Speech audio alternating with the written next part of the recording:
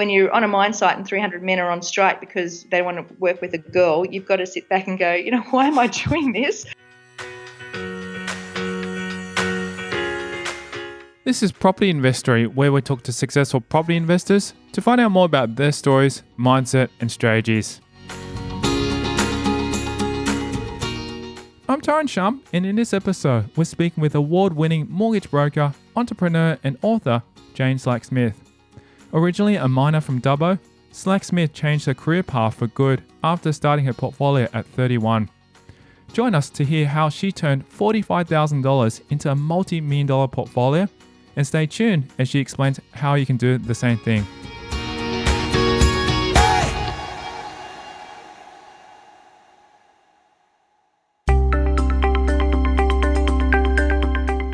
Growing up in regional New South Wales, Slack-Smith followed an exciting path upon leaving school. As a girl from the bush, from a farm in Dubbo, I was one of the first to attend university in my family, and I did a mining engineering degree and specialised in explosives. So I spent the next 18 years working in the mining industry, which was very exciting.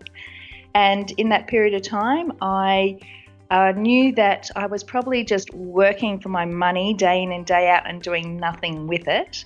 And I knew I had to do something, and I had a, come to Jesus moment with a reading of Robert Kiyosaki's Rich Dad, Poor Dad, and started to think more about my future and what I wanted to achieve. So I took my risk assessment skills of understanding risks and likelihoods and consequences of risk to property investment and built a property portfolio from a mere $45,000 start way up to a multi-million dollar portfolio today, and decided along the way that I wanted to teach other people how to do it too. So I essentially started looking into how I could assist people in their education on how to find the right property in the right area to get them to their goals quicker.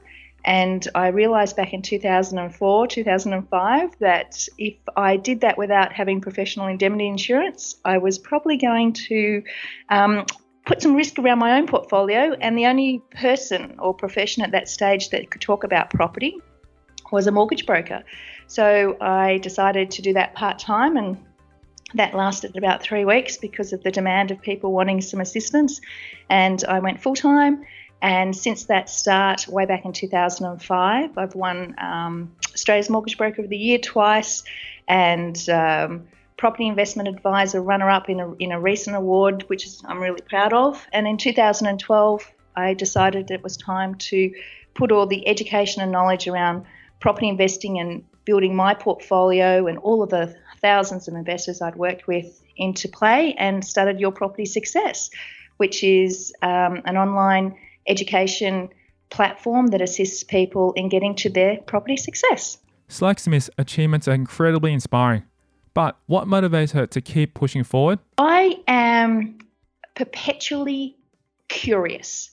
So I always want to learn more, and I'm always signing up for courses, and something like James Patterson teaches how to write, because I'm interested in how to convey my message and be a better writer. I don't necessarily want to write a book. I have written one book, Your Property Success with Renovation, but I don't plan on writing anymore. But it just intrigues me looking at people who excel at what they do and shortcutting the path of pain that they've been through, and learn from their mistakes and learn their recommendations so I can put those things into place. So, I do courses on photography, writing, marketing, obviously, finance, and I'm always looking to learn more, and I'm always curious about what people are doing so that I can learn from their experiences as well. Wow, where do you find the time to do all this? You just have to get up early. You can achieve anything. Slack-Smith tells us about her family. My husband was a consultant and then in IT, and with our portfolio, he stopped work when he was 42, I think. So he is now following his dream, which is being a full-time artist. So he does photorealistic art, and you can have a look at toddsimpsonart.com. But beautiful works, and they go into the Archibald and the portrait exhibitions in London, etc. So he's following his dreams, and unfortunately, I don't have a hobby that I could check out with and spend all day out. My hobby is kind of teaching other people. So, I'm also following my dream and doing what I love, which is helping others. And I've got a 9-year-old son who keeps us entertained. As of the weekend, I am the proud completer and designer of a Nerf gun arsenal storage shadow board. So, the things that I can do are amazing. Family always is fun, especially with children as well. You never know when someone's going to jump out from behind a wall and shoot you with a Nerf gun in my house. Aside from the exciting home life, how does Slacksmith spend her time? Essentially, I have the mortgage broking business and I have the education business. So on a given day, I might have 3 to 4 discovery calls with new clients who are looking for finance, and we just work out whether we're a good fit in working together, because I don't believe that everyone, works together well. So for me, it's really important in providing some understanding of what each party needs in a relationship so that we can go on, because I really want to be part of people's long-term goals rather than a one and done kind of loan provider.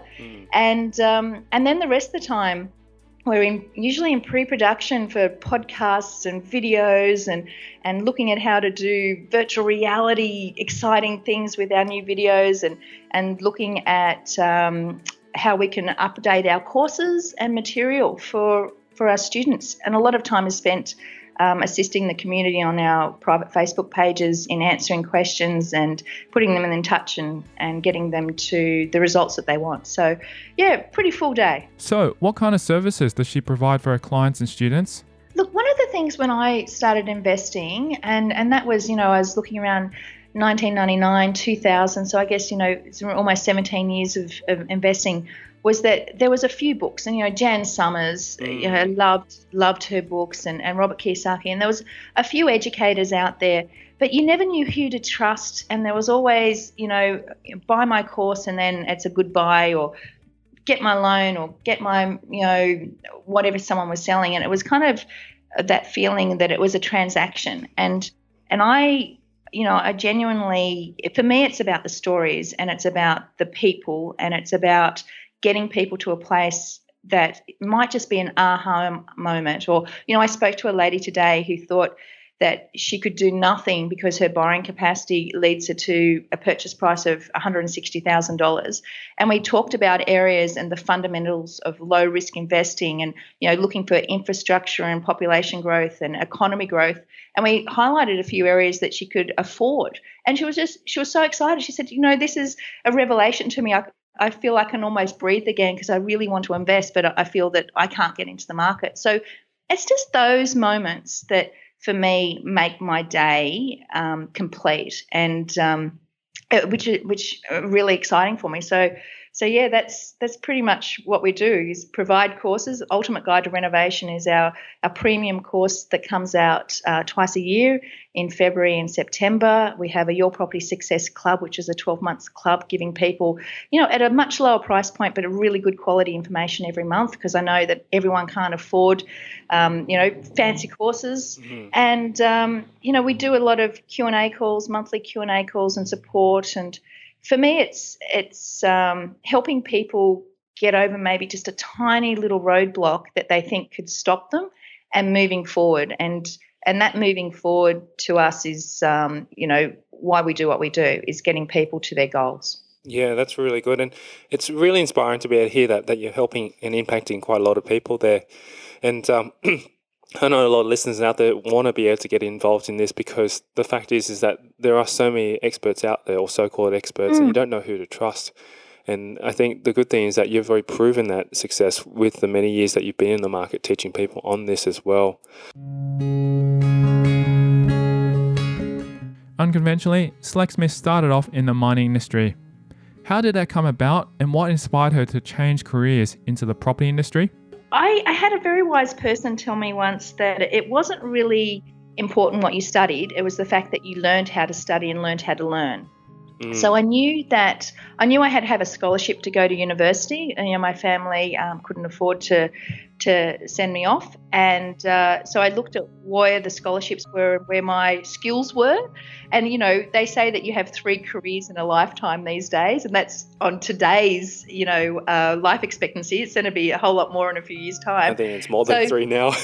Yeah. So I knew it wasn't a job for life. I knew it was an opportunity to learn. So I had a lot of strengths in engineering. They were looking for girls in engineering then, and although I don't believe in affirmative action at the time, I kind of stumbled into the fact that there was promotion of women in engineering, and I looked at all the different engineering courses, and a lot of them just seemed to be boring. You're designing something and you never get out there and do things. And mining engineering, you learned a bit of mechanical, a bit of civil, you did surveying and geology, and you're in a ute driving around big mines, telling dozer drivers what to do and blowing stuff up. And then I worked underground for a year on night shift as a labourer, because there's a belief that you can't become a manager and tell other people what to do until you've done it yourself, which I, grew up with, cleaning up stables on the farm. So, we were always pitching in and doing things. But I was the first girl to work in underground coal mines. Another girl and I turned up at the same day at 2 different mines after they changed the laws back in 1989 to let women underground, and everyone went on strike. And I was like, oh, okay. So, it's amazing to think in our lifetime there was still those kind of things going on. But there was, some adversities to get over, and you just had to get in and do the work and prove that you were willing to learn, and that's what I did. And I had a really great relationship, had a wonderful career and very successful career in the mining industry.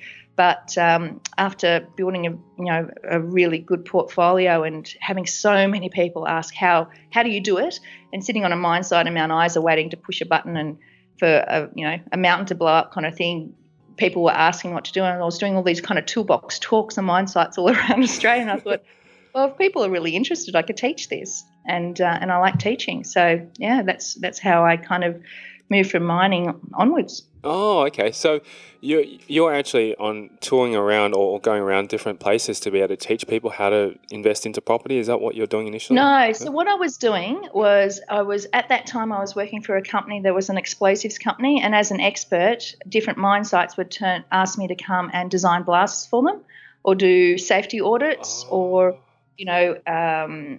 do incident analysis of something that went wrong. So I got, by virtue of that, to go to most mine sites throughout Australia.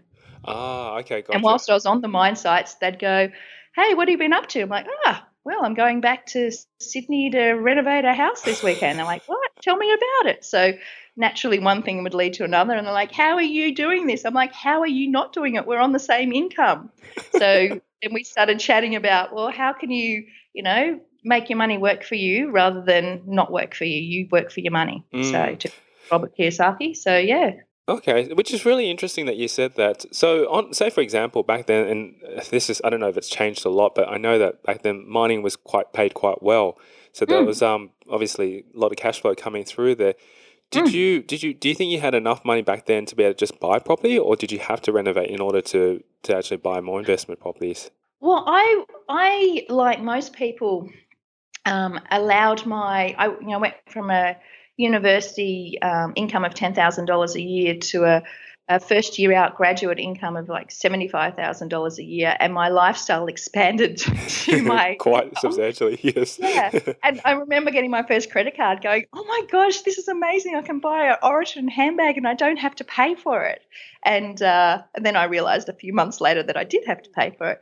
But so I was very much into that disposable world. I hadn't come from an affluent background, so having money, I could help my parents, I could help put my sister through school and put her through university. I could, go on holidays. So I did all of that, and I didn't save a lot. And then when I hit 28 and sat down and had the moment with Rich Dad Poor Dad, I thought, oh my gosh, what am I doing? I'm going to have to help my parents when they retire, because they'll be on the couple's income because they haven't got investments that they can fall back on.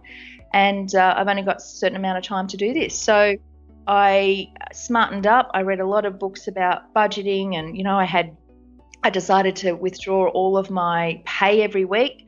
And, I'd have green money, silver money, gold money. So I'd have savings money I could spend and save, and money that was available for very long-term savings. And I built up savings of $45,000. And essentially I then went and did a lot. I was based in Melbourne at the time. I did a lot of research about the suburbs within 10 Ks that I could afford. Most of them I couldn't. And then I came up with 3 suburbs, which was Fitzroy, Collingwood and Carlton, and I just walked the streets and got to know them intimately to the point where, you go to auctions and predicting the price within 1%.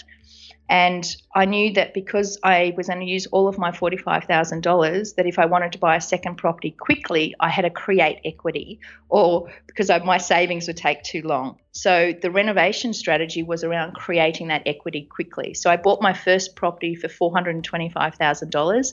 $25,000 went straight to stamp duty, so I had a 5% deposit. And then 9 months later, that $425,000 property was revalued at $700,000. So I took a personal loan out and did a $50,000 renovation. And then I pulled out $100,000 and went to Sydney and did it for the next property and pulled out money and did it again and built up the portfolio very quickly by using no more than that first $45,000 to contribute to buying the properties. That's very, very smart. And I think by doing that, you really leapfrog very, very fast into different parts of the market very quickly. And what time was that when you first started investing in Melbourne? So 2001 on April Fool's Day. No, it was St. Patrick's Day. My business was registered on April Fool's Day in 2005, but my first investment property was St. Patrick's Day in 2001. Wow. How did you feel when you first bought your first property? Oh my gosh, like I felt since every property since, buyer's remorse. You're like, oh my God, what have I done? And then you sit down and go, I've done the numbers, I've done the research, I understand the risks, I've minimized the risks, it's right. Yeah. But I think when I speak to clients, and we've got people putting in offers on properties every day, and I do deal reviews for our clients to just make sure that it's the property fits their buying criteria. And every single time, those people who are not feeling buyer's remorse, I have a few worries about, and I make sure I ask the extra questions, because I think you need to, we're not talking about, buying a packet of chips. We're playing with hundreds of thousands of dollars and potential to create, financial freedom in the future. So it's a big decision, and I think it should be taken not lightly. And so buyer's remorse is definitely, I think that's a good thing. It's something that should be a natural instinct, but some people might not just have it because they just look simply at the numbers. It's when it actually proves itself correctly in the long term that you could have a worry. But in that 7-day cooling off period, if you can satisfy all your worries and concerns, then yes, it's a good thing to move on.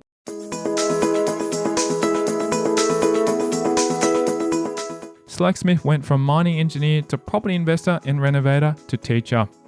At what point did she feel confident enough to turn the teaching into a business? It was more about sharing. So I thought, well, if I can do this, I want to share this with my family and friends. So I actively talked to my best friends, and my sister have multi-million-dollar property portfolios, and I wanted to assist them. And then their friends would hear about what they'd done and how they'd located a great property in a great area and rented it out quickly or added some value through renovation. But it was all about the location that I felt was missing in the education. And that, as an engineer, that kind of, Excel spreadsheets and using the internet, that was where my forte was.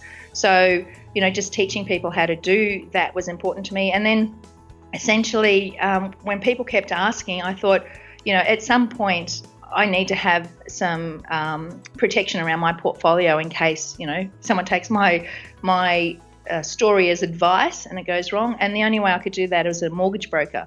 So for me, although loans and financing is arguably the starting point to building a portfolio and understanding that and getting it right, I saw so many people set up with the wrong loans and with banks who'd been trying to help them out but hadn't structured them correctly and had limited their ability to buy and not achieve their goals. So my whole conversation with people around their finance needs is about what the goals are, and it's It's about the property. It's not about the loan and how the property fits into the portfolio to achieve the goals and the time frame that people want. So I guess I did things a little differently in the sense, to me, it was all about that journey and having long-term clients and being on that journey for the long term with them. So, I provide different services to most mortgage brokers because, I want to facilitate, I think, the total package of what people need when they're buying properties that, it's difficult to get when you're starting out. Yeah, absolutely. Especially when you're just starting out, as you mentioned, you've kind of got no idea of where to start. And, some people just delve in because they see, okay, there's a good property, we think that's got the right things, they buy it, but they don't realize that the structure is so important because it helps you buy the second, the third, and the future properties. I've heard of stories, lots of stories that have got them stuck only on one property because they didn't structure it correctly. Absolutely. And, I remember, there was this one guy and we talked about he wanted passive income of $50,000 in 10 years' time.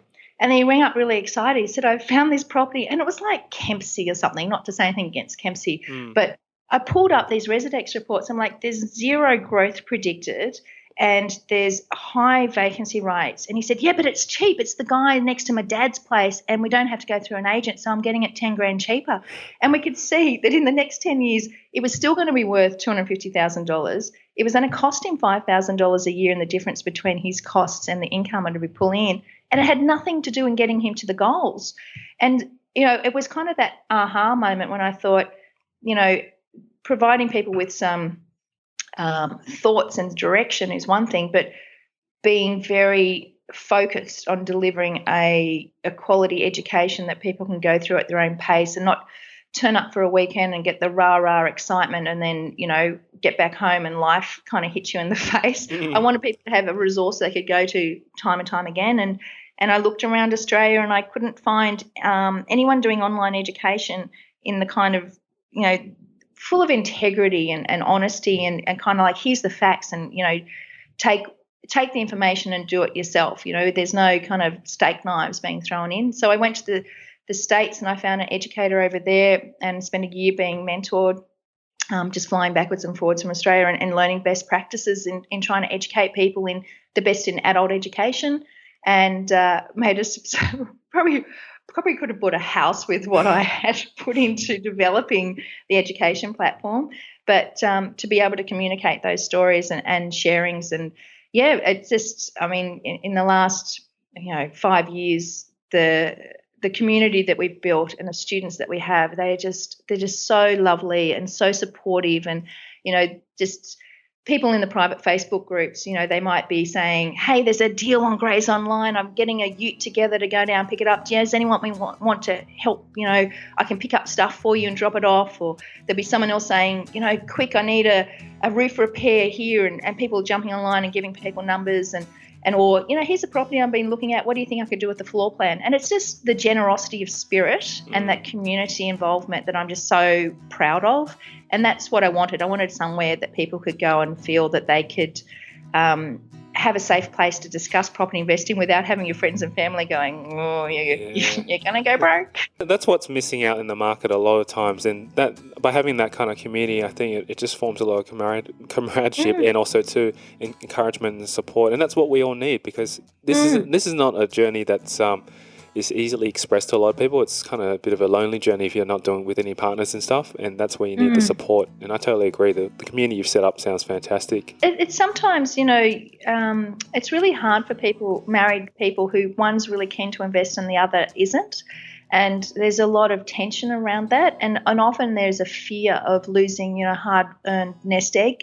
And it's about taking the fear away by understanding the risks and minimising those risks and having a conversation about it's a step-by-step process. The location is key, and that's why we spend so much time. Well, we've developed, the suburb selector software and all these, different location courses and things to really help people target that. And, tools like RP Data Professional and that I personally, for my mortgage pre-approved clients, I pay the 3 months of the pre-approval period to give people access to that, because I'm so focused on helping people, make sure that they have the right resources and to be able to find the right property in the right area. And so there's some great products, Ripe House and Microburbs, and there's a lot of free and unpaid resources. Just take a little bit of extra work to make them work for you. But there's also a lot of paid resources that people can use. And I think just having everything in one place where people can learn where to do it is really important as well. Absolutely. And I think you're offering a fantastic package there in service for the people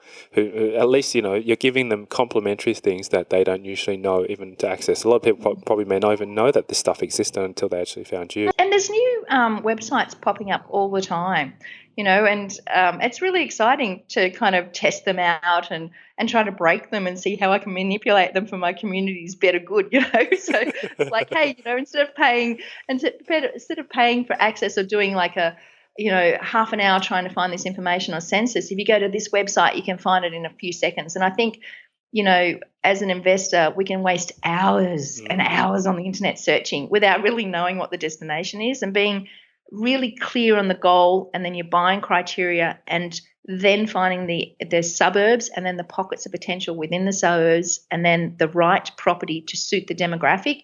You follow those simple steps, and you're working with the I guess foundations of a really good portfolio. Stepping back, Slacksmith takes us back to the beginnings of her property journey. I was resistant to property, actually, Tyrone. I was very resistant. My boss kept saying to me, "When are you going to get a mortgage so that I know that I have you for life?" So I just thought, oh my gosh. And the word mort is death, yes. Right? So mortgage means death. So I was thinking, well, there's no way I'm going to be tied down to the white picket fence. I'm footloose and fancy free. I'm only 28. And so I had a lot of fear around the property investment. And like a lot of people, I didn't realise that you could invest in property without owning your own home. So, so I decided that I needed to create a financial future of security for myself. So after I read Rich Dad Poor Dad, I went and signed up to Australian Stock Exchange courses, and I did all of their courses, and then I spreadsheeted and paper traded all of these shares just on a spreadsheet, didn't actually put my money in my pocket for anything. And I couldn't believe it. I'd come up with this great, analysis of a company, and they'd then go and change the board, or they'd change their strategic direction, and all my research had gone out the window. No. I could think I've got no control. And then for my 30th birthday, I decided that I would pay for 3 financial planners to assist me in putting a plan together, and 2 of them just wanted to go into shares, and that's when I found out that financial planners were really salespeople. It was the paraplanners in the background that were doing all the work, but they were only confined by the products they were allowed to sell. So that really confused me. And then one guy wanted to day trade for me shares, which I don't even think financial planners legally could do. And I asked them about property, and they said, well, financial planners are not allowed to talk about property because it's not a listed property security class. So that all changed only just a few years ago. So I was kind of on my own. So I made this investment, my $45,000. I took I basically monitored what the shares would have been done under the recommendations of the 2 brokers and financial planners. And I did my property investing at the same time. And obviously, I made like $175,000 in 9 months with the property investing. And the one lot of shares that if I put my $45,000 in would have gone up to 50, and the other one went down to about 42. So there's a clear. It kind of did. Yeah. And my husband had done property investing in New Zealand, where he was from, and he had a little business whilst he was at uni mowing lawns, and there was like a 24-year-old guy who said, come mow my investment property lawn, and he said, you did a good job, come mow the other ones. And my husband said, how did you get so many? And he said, the first one's the hardest, and once you get the right one for the first one, you can build your portfolio. So he was really inspired, and when we started dating, he was telling me about property investing, and I was still very reticent. So I was a reticent latecomer to property investing, albeit the fact that I did buy my first property when I was 31. Being naturally cautious, Slacksmith worked hard to avoid making mistakes by learning from others. Being a really low risk person, it was so imperative to me that I pretty much knocked the risk out of every single thing that I did. So, and as I said, being curious and a lifetime learner, I also wanted to read everyone's books. And, I've got 135 books on property on my bookshelf at the moment. And Wow. I really wanted to learn from others' mistakes so I didn't make them. So, I'd go to these seminars and look, let's be honest, there's not that much new stuff in property investing. And you'd go to the seminars and they'd be saying the same thing. But I then wanted to listen to the stories about what they did wrong, because most people get up and go, I lost everything and then I rebuilt it. I want to know what the mistakes they made to lose everything, so that I never had to do that. So I had the opportunity to jump, on the shoulders of those giants, jump ahead and over the mistakes that they'd made. So I can't claim a devastating investing blow at all. I thought at one stage that a property that I'd done all the research for in Darlington, near Newtown in Sydney, was a bit of a dog, but it did 25% last year.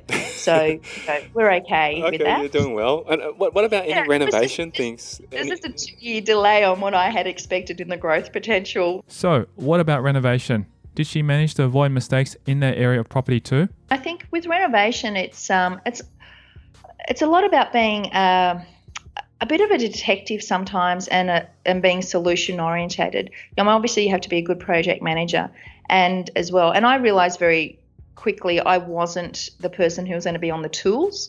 So we were, the first properties we bought were actually, I bought a property and my husband bought a property beside mine. So we thought we had no money left. We were living around the corner from this wonderful eat street, but couldn't afford to eat there. And, the kitchen had been ripped out, and we're living on, 2-minute noodles kind of things during the renovation.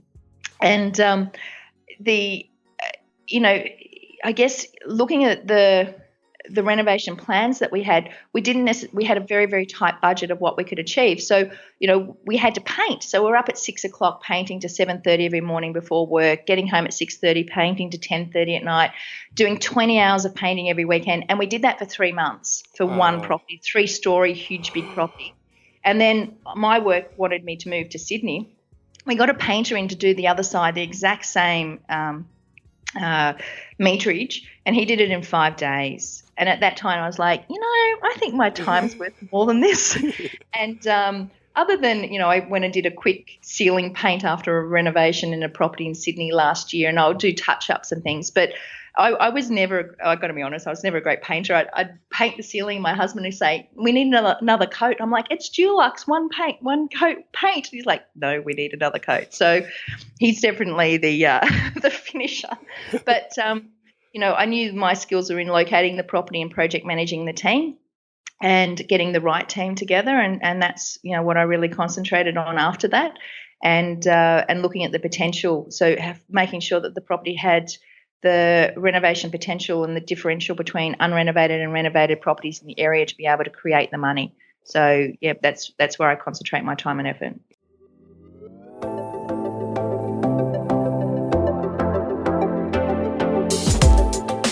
Coming up after the break, Slacksmith discusses her relationship with debt. He said, babe, you better be careful. One day you'll owe $1 million. And I thought, bugger, I better not tell him I already do. We learn about the adversity she faced in her years of mining. When you're on a mine site and 300 men are on strike because they want to work with a girl, you've got to sit back and go, why am I doing this? We discuss her motivation and how it's helped her to achieve her current success. Yeah, look, I'm on a constant quest for learning and doing my best and excelling at it. So I really want to learn from those that are at the top of their game. And that's coming up next. I'm Tyron Shum, and you're listening to Property Investory.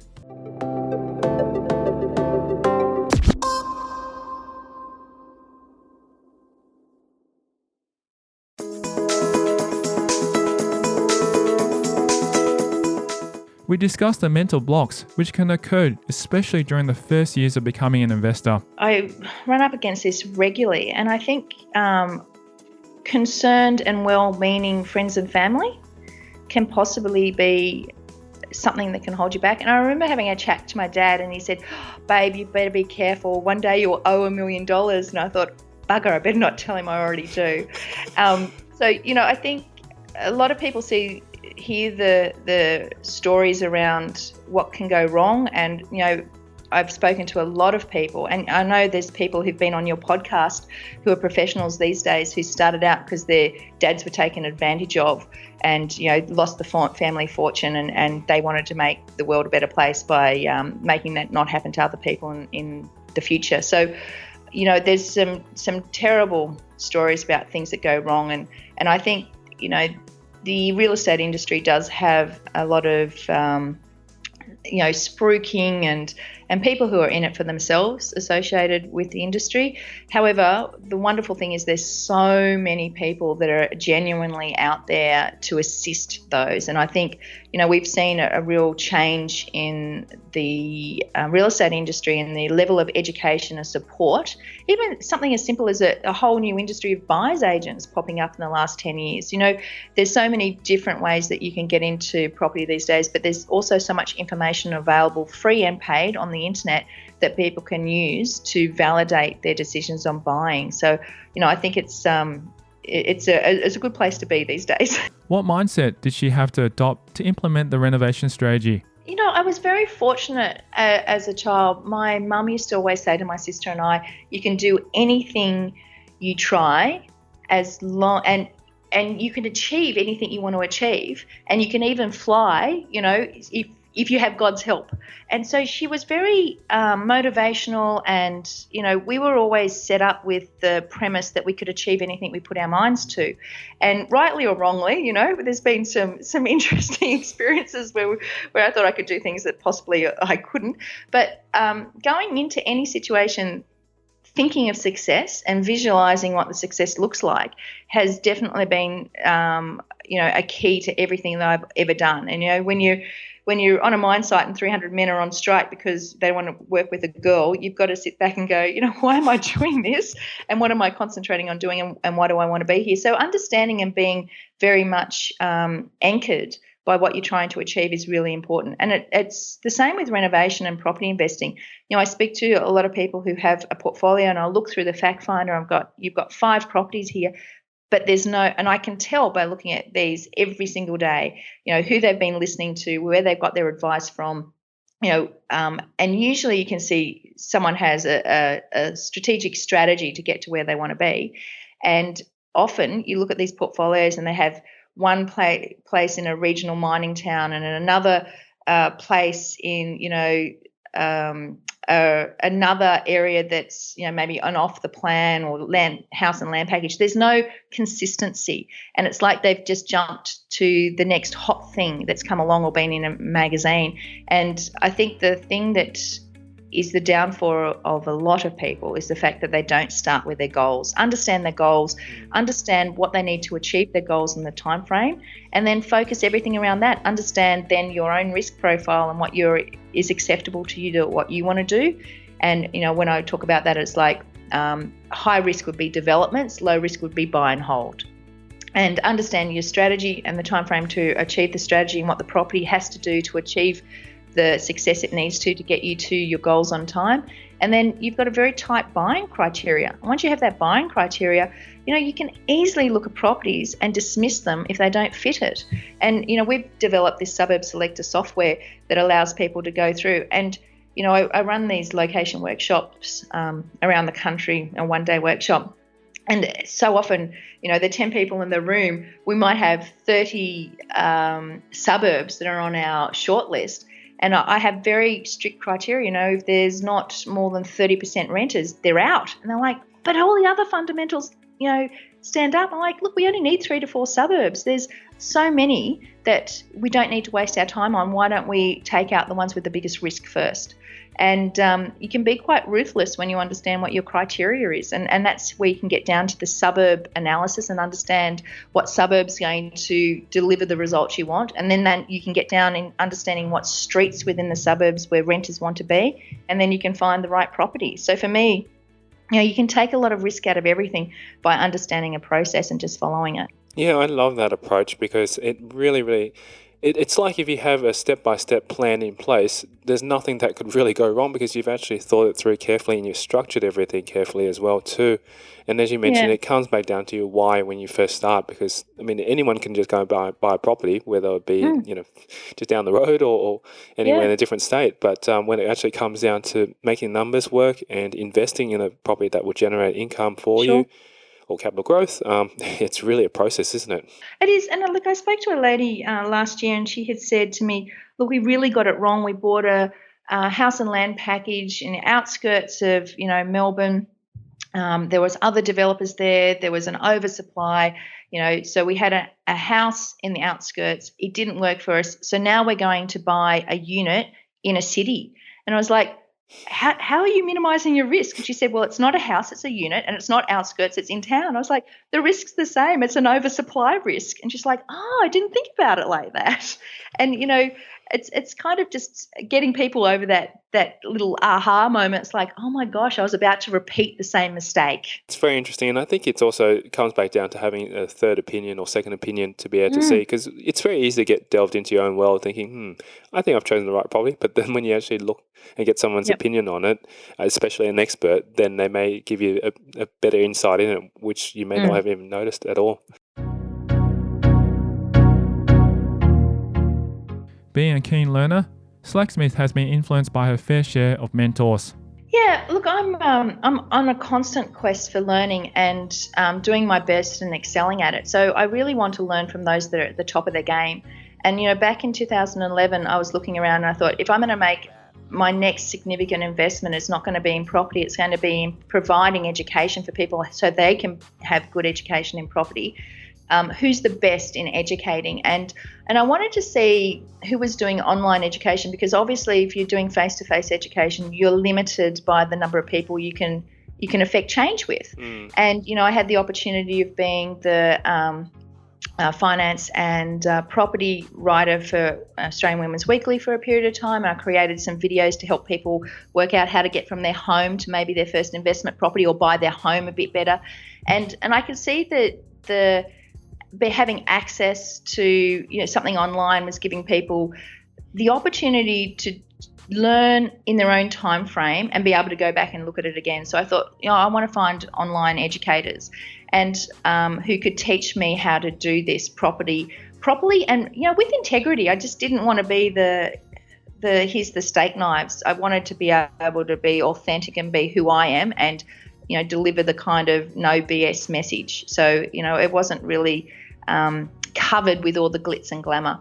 And I couldn't find that in Australia. So I looked overseas and I found a mentor there, and I spent a significant amount of time and money flying backwards and forwards, being part of a mastermind group and being part of a group of like-minded people and in a community, and regardless of whether it's property investing or photography or cat raising, whatever it is that your passion is, being part of a community of like-minded people, just being supported and understanding and speaking the same language is so important. So I just got the most amazing learnings from that, and that's when I came back and started Your Property Success with the view of passing my knowledge and creating a community that could share their knowledge. Slacksmith shares some of the mentors she found along the way. So Brendan Bouchard was the first mentor I worked with, the Experts Academy, and then I looked at how to actually deliver online education, so the actual mechanisms and technology behind it. So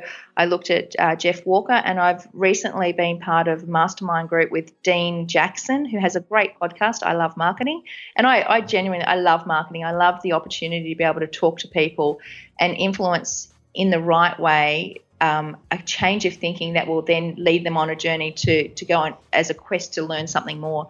And so they're the people I'm working with. I'm actually, for the last year, I haven't been with a mentor, and I know the importance of being stretched and held accountable with mentoring. And I'm heading out to spend 4 days with a new mentor that I'm working with next week. So he works with, I think, 8 people a year. So really excited about that. So yeah, it's kind of what's the saying? It's when the time is ready, the master will come. I think When the student is ready, the master will appear.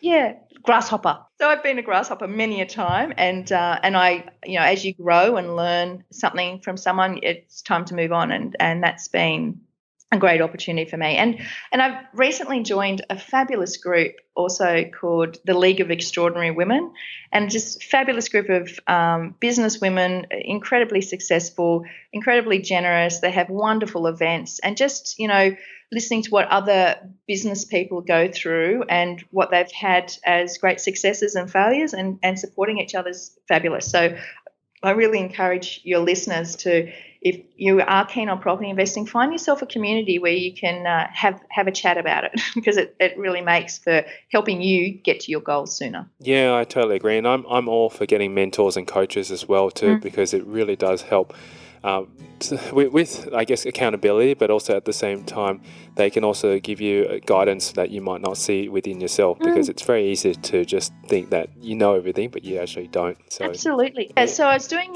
one of the services I provide for my pre-approved mortgage clients is if they find a property and they want a second set of eyes, I do a deal review with them, and this client, we kept coming up with these properties, and it's a review against their buying criteria, and it just wasn't meeting his buying criteria.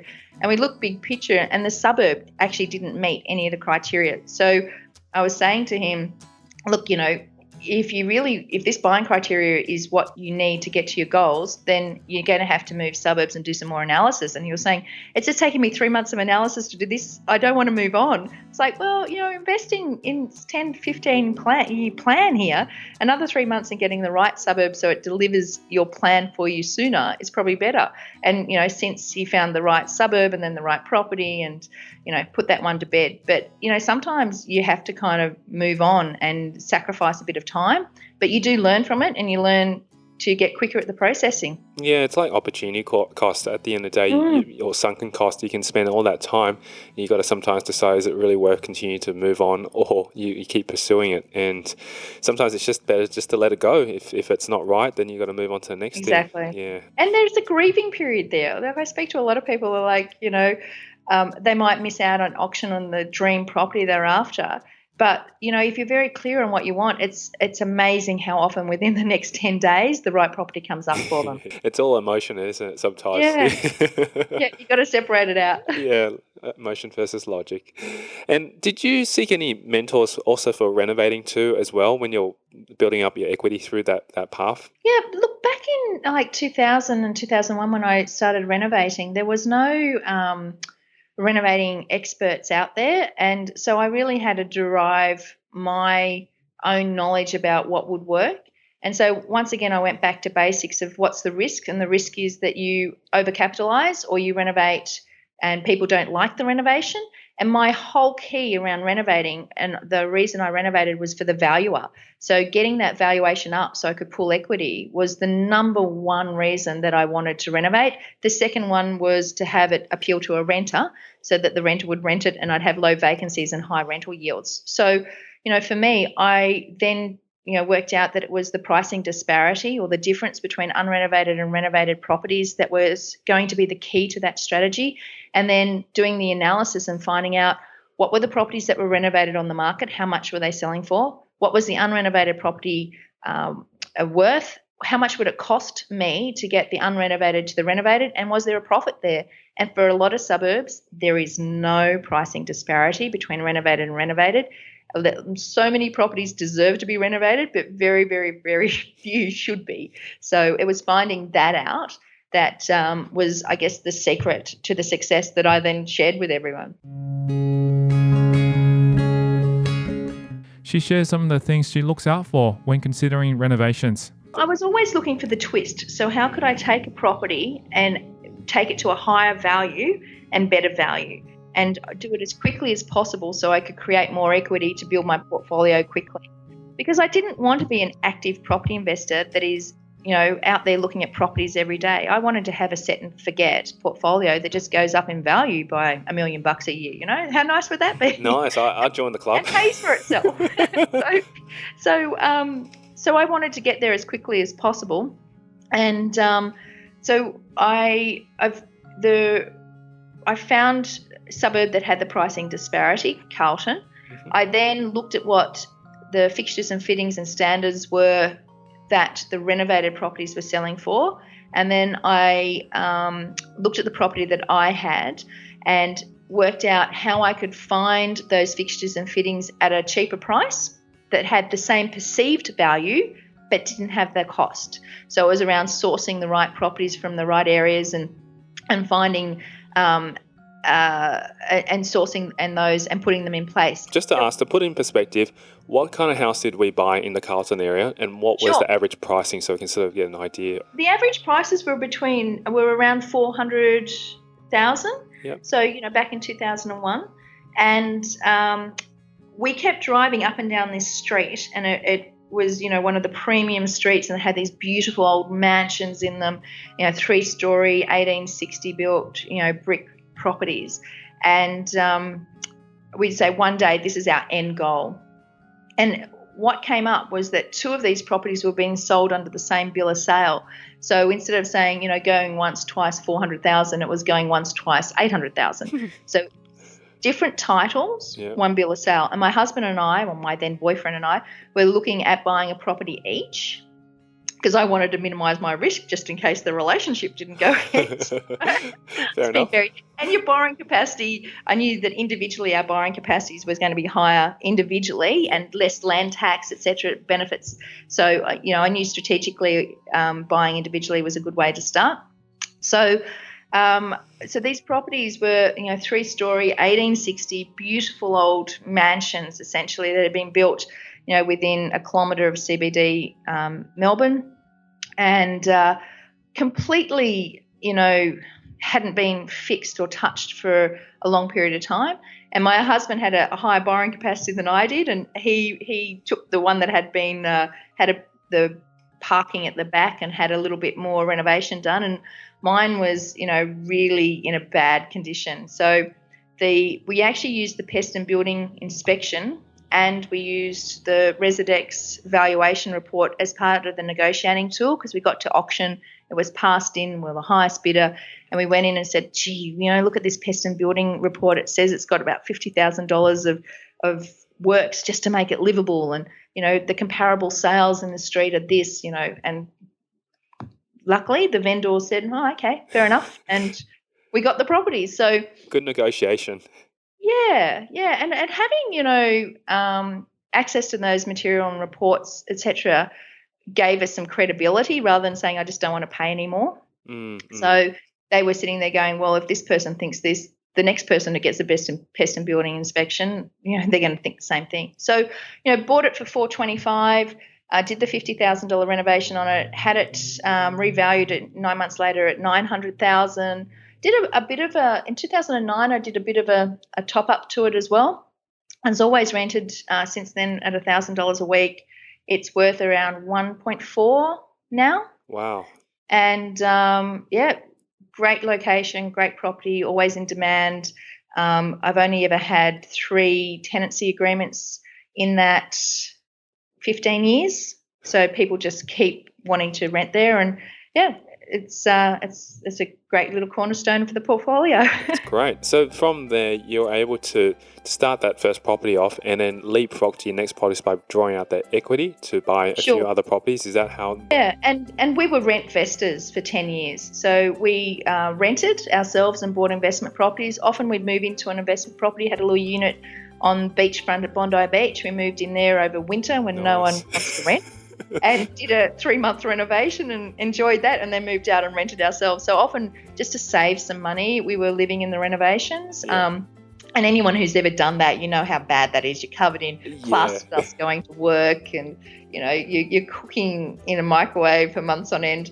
But, when you're making more out of the equity gain in a property within a few months than you're making at work, it makes a difference. And I know, a lot of people look at those numbers and they think, I'm going to give up work and or sell the property and release the equity straight away.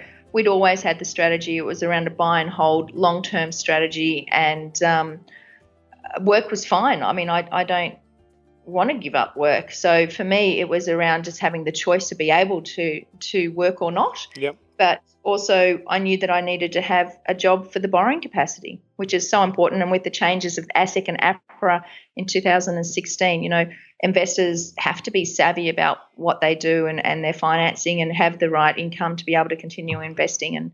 So I knew that I wasn't going to be giving up a job anytime soon.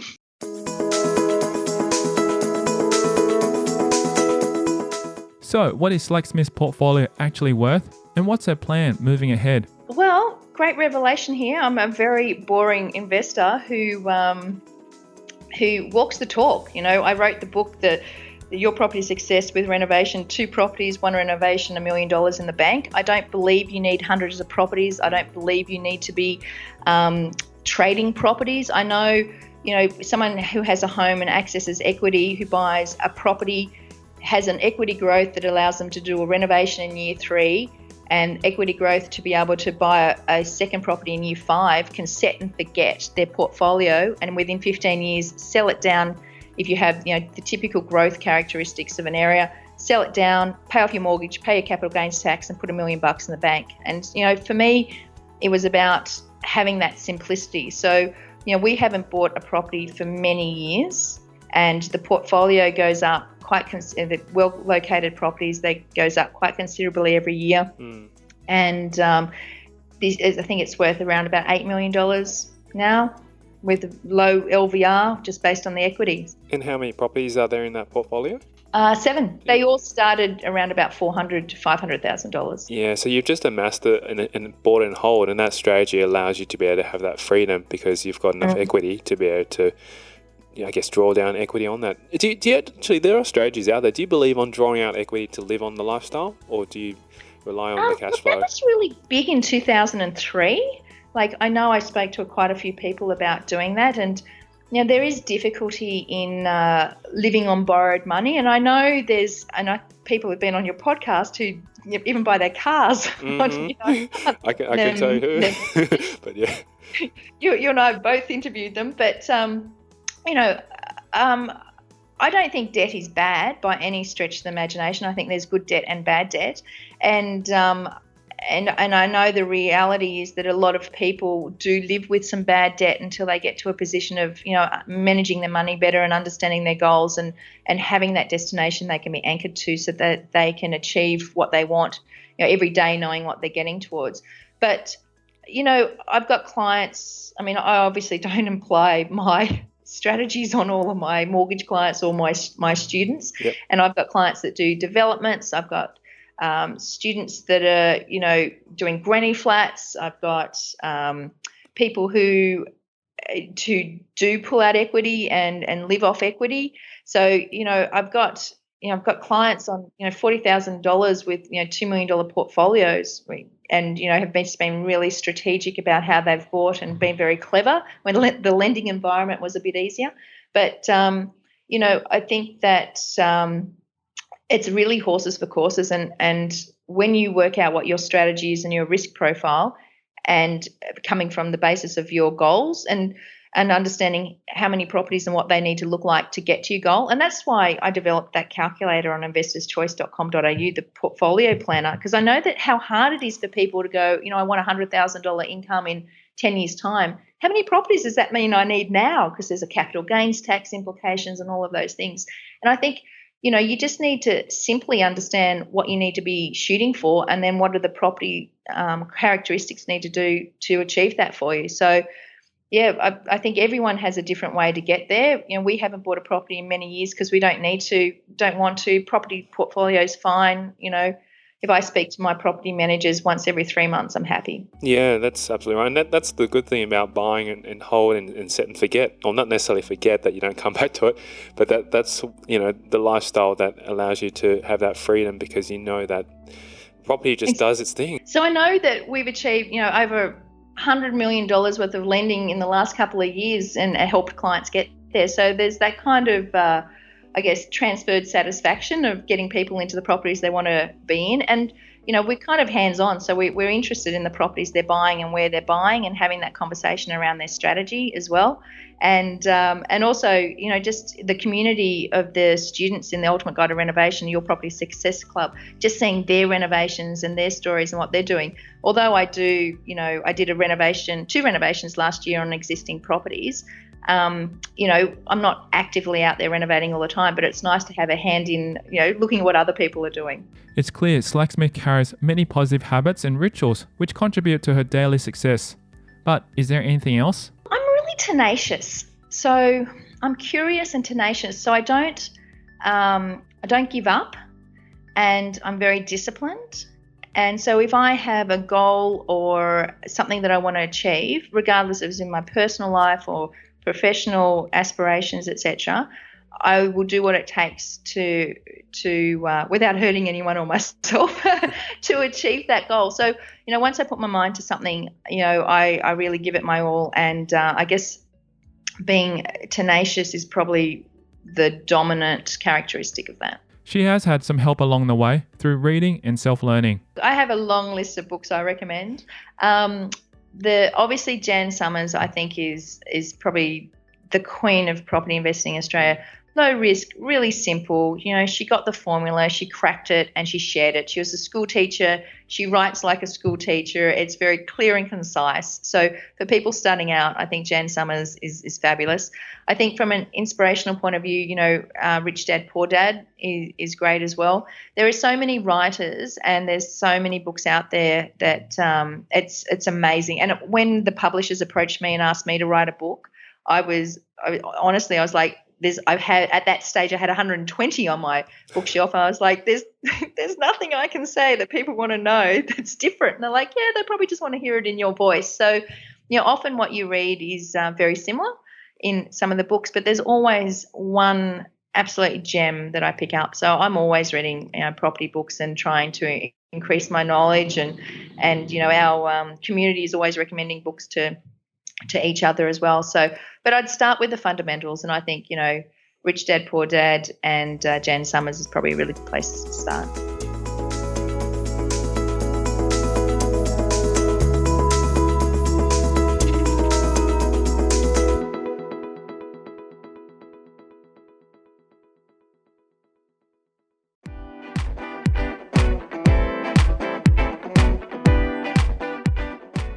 Thank you to Jane Slacksmith, our guest on this episode of Property Investory. If you want to hear more about her journey and get a copy of the episode guide on the website, head over to propertyinvestory.com/guide. This guide will give you the inside scoop on the little gold nuggets of wisdom all our guests share from their backstory and their overall strategies and philosophies. Plus, you'll get a copy of the advice broken down and shared in a quick and easy to consume format. Just head over to propertyinvestory.com/guide and download it today.